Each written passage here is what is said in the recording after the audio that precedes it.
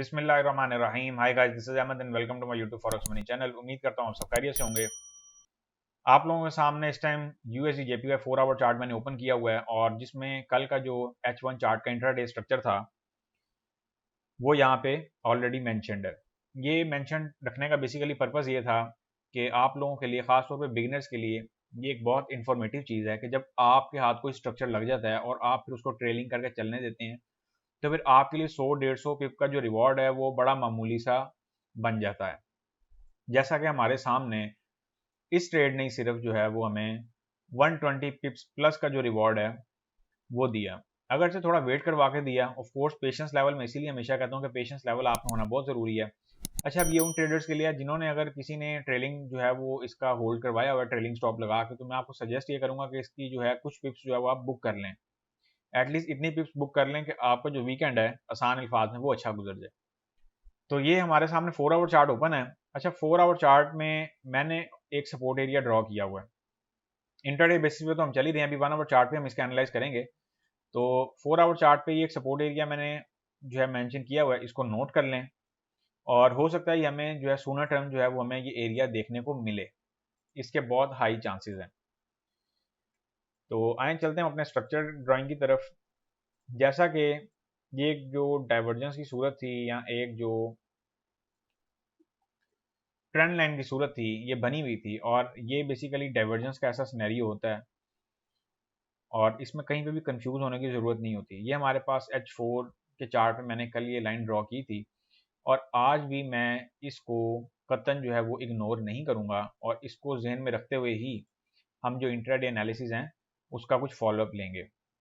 अगर हम बात करते हैं इंट्राडे स्ट्रक्चर की, तो इंट्राडे स्ट्रक्चर हमारे पास बड़ा ही बेहतरीन स्ट्रक्चर है। अगर मैं बात करूं H1 के चार्ट की, तो H1 के चार्ट ने ऑलरेडी हमें कल एक बहुत मज़ेदार सा स्ट्रक्चर दिया। अब वो स्ट्रक्चर क्या है, वो स्ट्रक्चर कुछ इस तरह का है, मैं आपको यहाँ पे बता देता हूँ। और ये बिगिनर्स के लिए खासतौर पे जो है वो लर्निंग कॉन्सेप्ट है, इसको लर्निंग कॉन्सेप्ट लीजिएगा। जी, तो क्या सीखने को मिला हमें? यही स्ट्रक्चर कल बना और फिर उसके बाद मार्केट ने जो है वो एक जो है फॉल का जो है वो रुख इख्तियार किया। ये चीज़ें बताने का पर्पस ये होता है कि जब मार्केट एक वे में भी निकल रही थी, हालांकि यूएसडी जेपीवाई बहुत वे में निकल रहा था, अभी स्टिल इसकी बुलिश मूवमेंट जो है वो एक्सपेक्ट है। तो पर्पस सिर्फ ये है कि जब मार्केट में एक पैनिक क्रिएट होता है तो आप खुद सोचें, अगर आप लोग जिनकी खासतौर भी सेल की जो पोजीशंस हैं वो फंसी हुई हैं, अगर आप लोग यहाँ से बाय लगा के बैठ जाते तो फिर आपके साथ क्या सलूक होना था। जो ये पिप्स मार्केट नीचे आई है, आप लोगों को यहाँ पे बेहद अफसोस हो रहा होना था। यहाँ से आप कुछ स्ट्रक्चर देखते हुए, प्रेफरेंस तो मैं आपको बिल्कुल नहीं करूंगा कि आप बाय में आए, लेकिन कुछ स्ट्रक्चर देखते हुए आप थोड़ी बहुत जो है वो स्कैल्पिंग करके अपने बाय के लॉट साइज निकालते जाएं, या किसी हद तक जो है वो अपने अकाउंट का जो लोड है उसको साथ साथ कम करते जाएं। यहाँ पे ऐसी सूरत हाल बन जाती है। अच्छा जी, इंट्राडे के लिए अगर हम बात करें तो इंट्राडे के लिए हमारे पास बड़ा ही क्लियर सा स्ट्रक्चर है। सबसे पहले हमें ये एक फ्रेश जो है ना, बिल्कुल fresh head and shoulder pattern plus हमें एक रेजिस्टेंस यूएसडी जेपीवाई ने 1 आवर चार्ट पे दे दिया, और वो हमसे ये उम्मीद कर रहा है कि हम इसको जो है डीपली वॉच आउट करें। ठीक हो गया।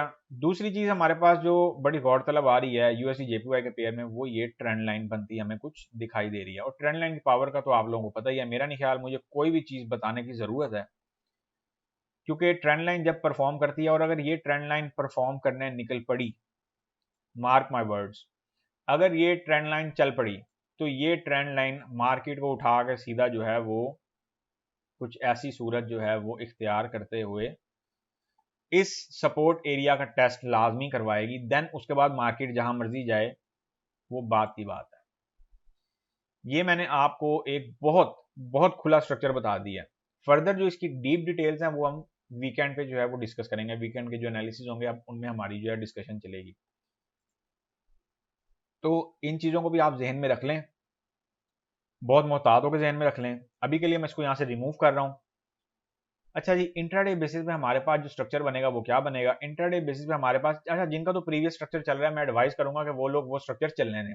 वो लोग उस स्ट्रक्चर को अपने खराब ना करें, क्योंकि वो एक एज से उन्हें एंट्री मिली हुई है। एज से एंट्री का बेनिफिट ये होता है कि अगर मार्केट नीचे आके, लेट सपोज मार्केट अगर इस एरिया में कोई सीसा या जिग जैग कर भी रही है, तो उनकी जो पोजीशन यहाँ से लगी हुई है उसको कोई फर्क नहीं पड़ेगा। उनके पास एक ये बहुत बड़ा एडवांटेज आ जाता है।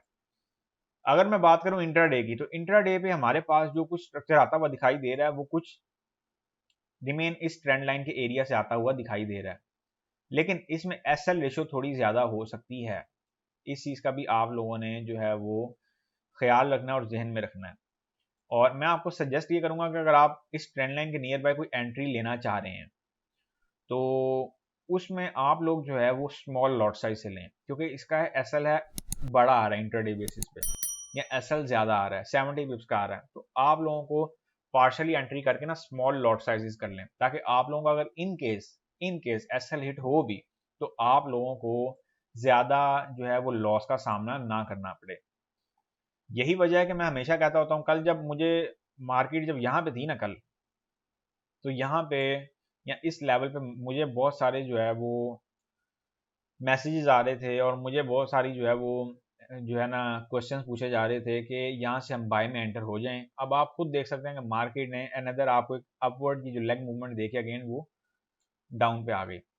वट एवर मार्केट इस एरिया को अब सपोर्ट एरिया बनाने की जो है ना कंडीशन में है, लेकिन एक चीज़ का आप लोग ख्याल रखें कि ये सपोर्ट अगर बन भी जाती है तो ये सपोर्ट अभी के लिए कोई बहुत स्ट्रॉन्ग सपोर्ट एरिया नहीं बनता अनटिल और अनलेस जब तक हमें इसके कोई क्लियर टेस्ट नहीं मिल जाते।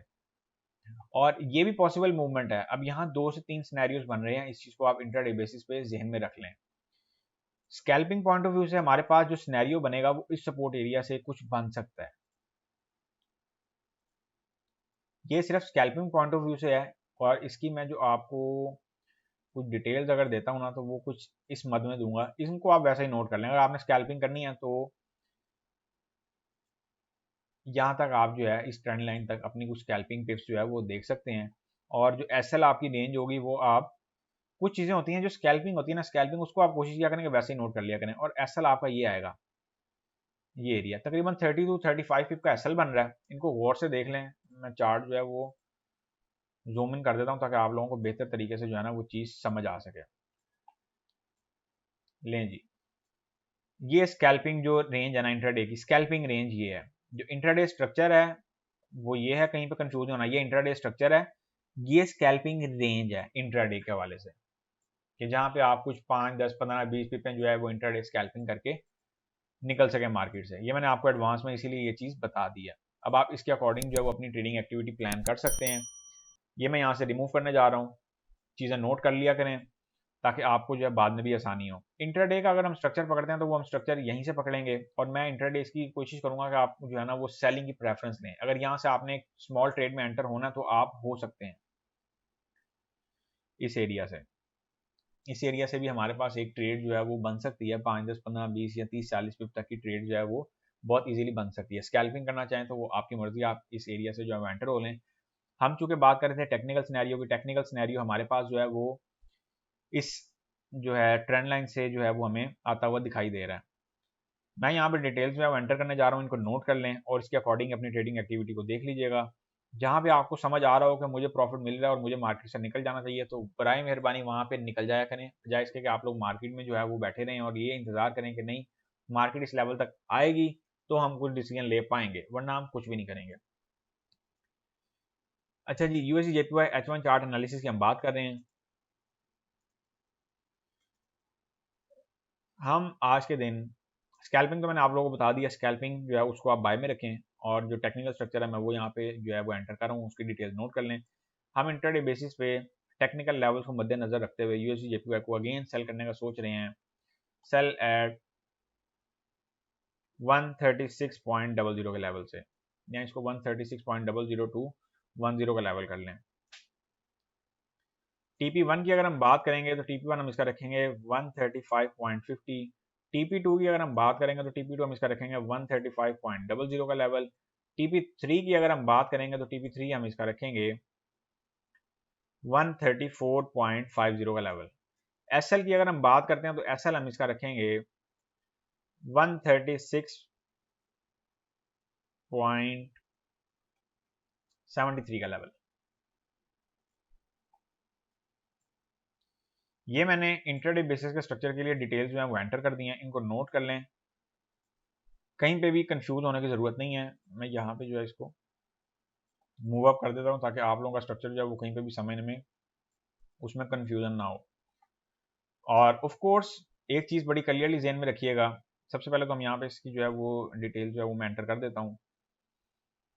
ये हमारे पास ओपनिंग एरिया, ये एसएल एरिया है। उसके बाद ये हमारे पास जो जोन है 135.50 का, ये TP1 का जोन है। और उसके बाद हमारे पास जो जोन है वो TP2 का ये है, और TP3 का ये जोन है। ये एडिशन है। इसमें चाहें तो चलने दें अगर आपका ट्रेलिंग चल पड़ा है, और चाहें तो रुक जाएं, या यहाँ पे आप मार्केट में एग्जिट हो सकते हैं। इससे पहले भी प्रॉफिट टेकिंग करनी हो तो कर लें, उसमें कोई जो है वो लाजिम नहीं है कि आप जो है वो इस लेवल तक वेट करें। अच्छा, ये तो हो गया तस्वीर का एक रुख। अब तस्वीर का दूसरा रुख क्या है, टेक्निकल लेवल्स का।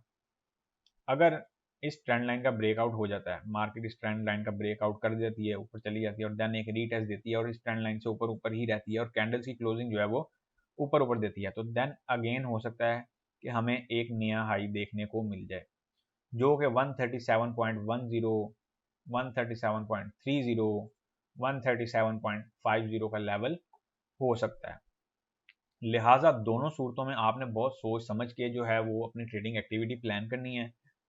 जो लोगों के अकाउंट स्टक हैं उन्हें मैं बाय की एडवाइस यहाँ पे कतई नहीं दूंगा, या जिन लोगों की आप यूं समझ लें जो बिगिनर्स हैं उनको तो मैं मशवरा इस टाइम कतई नहीं दूंगा कि आप लोग किसी भी ऐसी ट्रेड में एंटर हों। उसकी सबसे बड़ी वजह ये होती है कि आप लोगों के पास वो एक्सपीरियंस या उस लेवल का एक्सपीरियंस नहीं होता कि आप लोग अगर मार्केट जो है वो आपकी ट्रेड की ऑपोजिट डायरेक्शन में जाए तो आप मार्केट को फेस कर सकें या संभाल सकें। आप लोग क्या करते हैं, जब मार्केट आपकी ट्रेड की ऑपोजिट डायरेक्शन में जाती है तो आप एसएल ही हटा देते हैं, जो कि आपकी अकाउंट की तबाही का सबसे बड़ा सबब बनता है। तो लिहाजा मैं आपको सजेस्ट ये करूंगा कि अगर आप लोगों ने उसके बावजूद भी एक अगर बिगिनर ने ट्राई करना तो फिर सेंट अकाउंट पे करें। फिर स्टैंडर्ड अकाउंट आपकी जो है इस स्ट्रक्चर के लिए नहीं है, फिर आपके स्ट्रक्चर के लिए सेंट अकाउंट, वो हर ब्रोकर के पास तकरीबन मिल जाता है। तो आप उसको जो है वहाँ पे सेंट अकाउंट के जो है ना उससे आएँ और उससे अपना जो एक सेंट लॉट के से जो है ना वो एंट्री लें, और देन फिर अपनी ट्रेडिंग एक्टिविटी फर्दर प्लान करें। सो गाइस, ये थे हमारे USD JPY H1 chart intraday analysis. उम्मीद करता हूँ कि आपको बहुत बेहतर तरीके से समझा पाया हूँ। और कोई सवाल हो तो आप मेरे से पूछ सकते हैं। सो गाइस, वीडियो को लाइक करें और अपने दोस्तों के साथ शेयर करना मत भूला करें। मिलेंगे अब हम नेक्स्ट वीडियो में, तब तक के लिए अपना ख्याल रखें, दुआओं में याद रखें। अल्लाह हाफिज़।